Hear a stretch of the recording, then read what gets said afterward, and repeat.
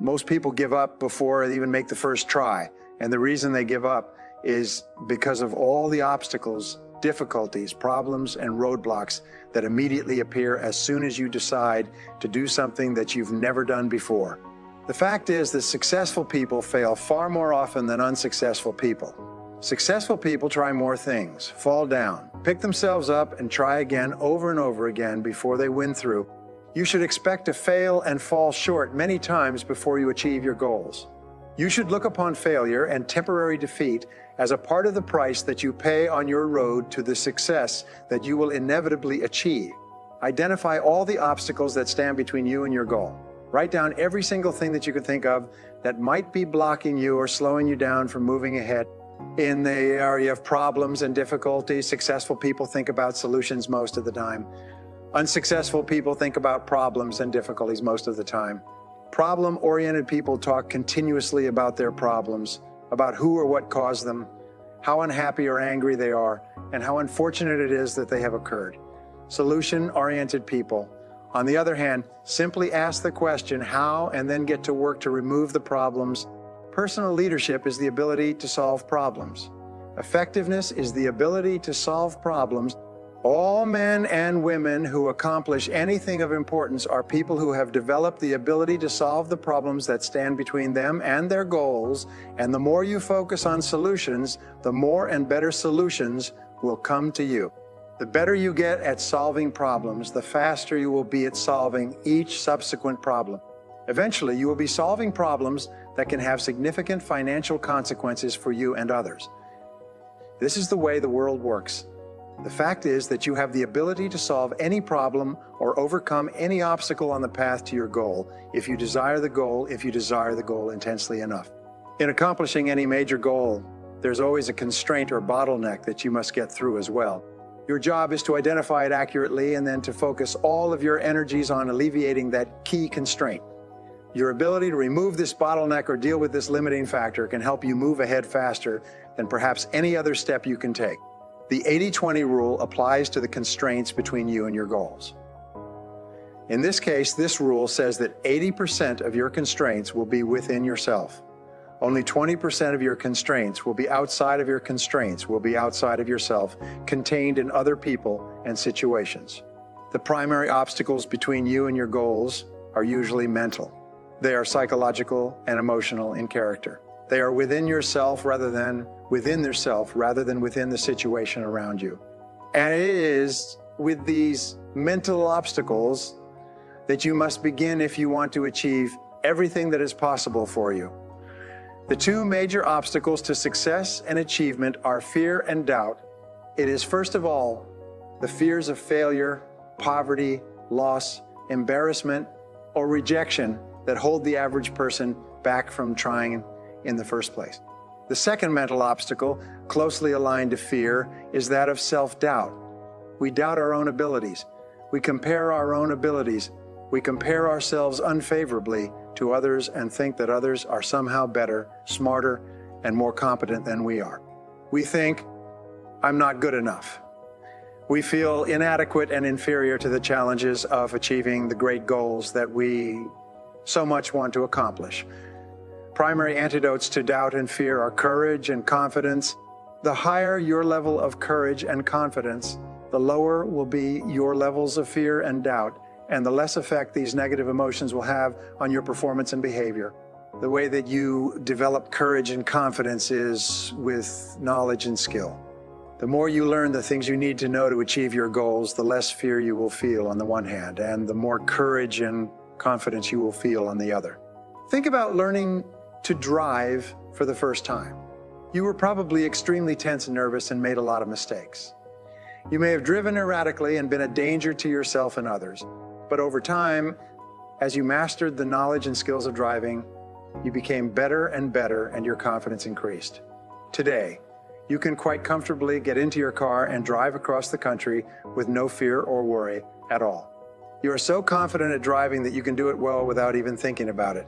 Dr. Martin Seligman at the University of Pennsylvania spent more than 25 years studying the phenomenon of what he called learned helplessness. The most common manifestation of learned helplessness is contained in the words, I can't. Whenever the victim of learned helplessness is offered an opportunity, possibility, or new goal, he immediately responds by saying, "I can't." Whatever it is, he always has a self-limiting reason that immediately slams on the brakes of his potential. It short-circuits any attempt or desire to set a new goal or to change things in any way. Learned helplessness is usually caused by destructive criticism in childhood, negative experiences growing up, and failure experiences as an adult. The way you get over this natural tendency to sell yourself short is by setting small goals, making plans and working on them each day. As you become more confident in yourself and your abilities, you can set even larger goals. Eventually, with a record of successes behind you, it won't be long before you become unstoppable. The second mental obstacle that you need to overcome is the comfort zone. Many people become complacent with their current situations. They become so comfortable at a particular job, relationship, salary, or level of responsibility that they become reluctant to make any changes at all, even for the better. Don't let this happen to you. The way that you get out of your comfort zone and break loose from learned helplessness is by setting big, challenging goals. You then break these goals down into specific tasks, set deadlines, and work on them every day. Once you've made a list of all the obstacles that are standing in the way of your achieving your major goals, organize the obstacles by priority. What is the largest single obstacle? If you could wave a magic wand and remove one major obstacle from your path, which one obstacle from your path, which one obstacle, if removed, would help you the most in moving ahead more rapidly? When you ask the question with regard to your goal, why am I not there already? What answer comes to mind? What is holding you back? What is holding you back? What is standing in your way? It is at this point that you have to drill down to determine the correct obstacle before you begin taking steps to remove it. You do this by asking the question, what else could be the problem? After each definition of the problem, by identifying the constraints or reasons that you are not achieving your personal income goals. Each definition leads to a different set of solutions. They require that you think in different ways. In your personal life, it's the same. The accuracy with which you identify the obstacles or bottlenecks that are holding you back will determine the appropriateness of the various steps that you can take to remove or alleviate those obstacles. Start off by stating the problem in this way. I am not earning enough money. So what else is the problem? Maybe the answer is, I am not contributing enough value to be worth more money. What else could be the problem? Maybe it's, I am not good enough at what I do to be capable of getting results that are worth more than I'm earning today. What else could be the problem? Well, you could say, I don't use my time efficiently enough during the workday. What else could be the problem? You could say, I spend my evenings watching television, my weekends socializing, and I seldom read or learn anything that would help me to be better at my job. Aha! Now you have found the real problem. Now you have a clear idea of what you have to do differently if you're going to solve your original problem, which was to earn more money. Once you've determined the major obstacle that is holding you back, rewrite that obstacle that is holding you back. Rewrite that obstacle as a positive goal. You then make a list of all the things that you could do to upgrade your knowledge and skills, improve your time management, increase your efficiency and effectiveness, and make more sales for your company. You set deadlines and measures next to each step in your strategy to achieve excellence in your field. You then select one key task and take action on it immediately. From then on, you hold your own feet to the fire. You discipline and drive yourself to do the things that you need to do to become the kind of person you need to become in order to achieve the goals that you've set for yourself. By following through on your resolution, you virtually guarantee your ultimate success and the achievement of almost any goal you can set for yourself.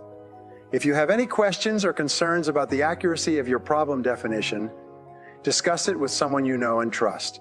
Put your ego aside, invite honest feedback and criticism, and be open to the possibility that you have fundamental flaws and weaknesses that are standing in the way of your realizing your full potential.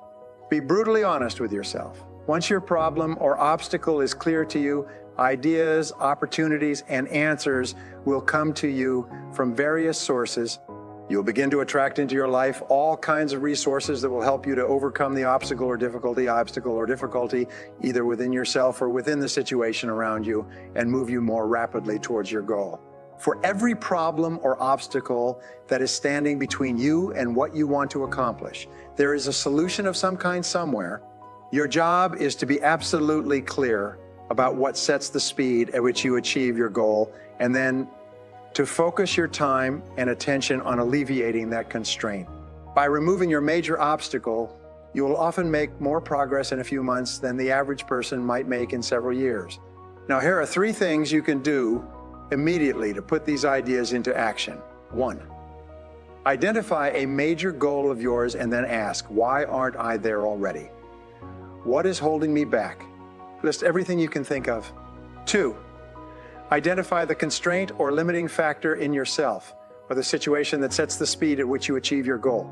3, develop several definitions of your major problem or obstacle. Keep asking, what else is the problem? And be prepared to follow where the answer leads you.